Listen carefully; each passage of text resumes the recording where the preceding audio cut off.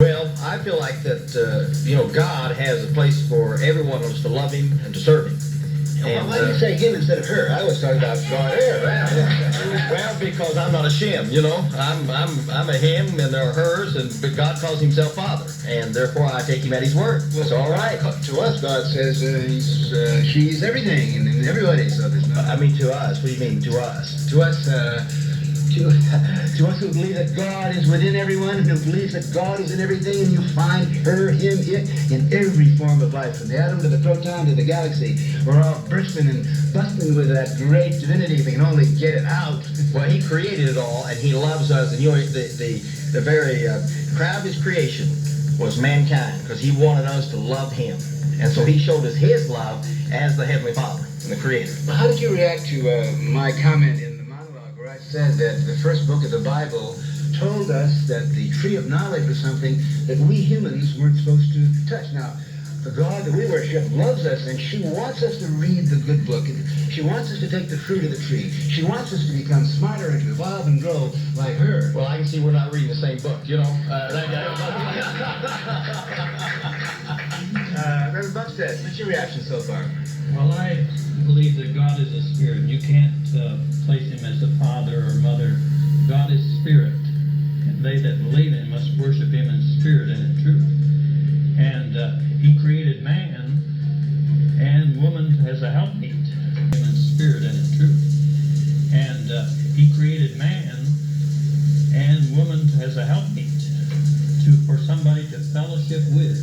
But you can't. The fundamentalist Islam group and fundamentalist Christian. It's either male or female, because God is spirit. The Bible teaches us that. I'd like to pose to you a really serious problem that many of us have with, the fundamentalist Islam group and fundamentalist Christians. Because we watch what you fellas have been doing for 2,000 years, and it seems to me that Christianity and Christianity fighting Islam is responsible for most of the bloodshed, most of the intolerance, most of the definitely holding back science. In other words, there's this conspiracy on the part of Bible readers to keep us from growing and evolving. Now, why You just haven't been reading it right. You haven't been reading it right, and the people haven't been really living for the Lord like they should. But the ones who really love the Lord are the ones who really love peace. Are the ones. You get me a person who knows the Lord together with another one, and we can put some things that are peaceful in the name of Christ, so that there'll not be the war. But Jesus said, look, He said there's going to be wars and rumors of wars, and until He comes again, that's what we're going to have to face. And that's why we look for His coming.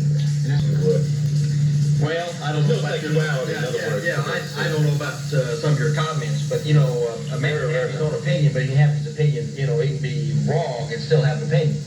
And I feel that I'll give you all the opinion you want. Yeah. But you're just as wrong as you can be when you try to make something out of God that just isn't there. What is there? Well, God is. What's He like? Well, He's wonderful. If you knew Him, you wouldn't have to ask me. What kind of guy or gal is He? I mean, you've had experience with Him. And, all right, yes, I.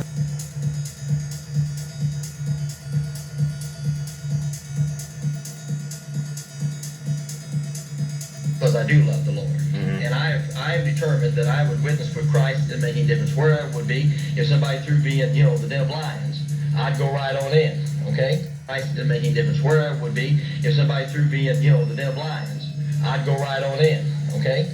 And therefore that's why difference where I would be. If somebody threw me in, the den of lions, I'd go right on in, okay? And therefore that's why I'm here.